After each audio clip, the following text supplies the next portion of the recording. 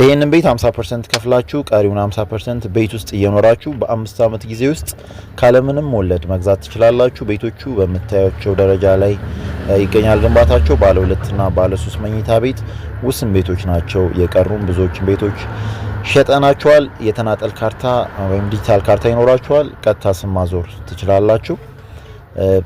በሰሚ ፊኒሽድ ወይም ፊኒሺንግን ጨምሮ መግዛት ትችላላችሁ።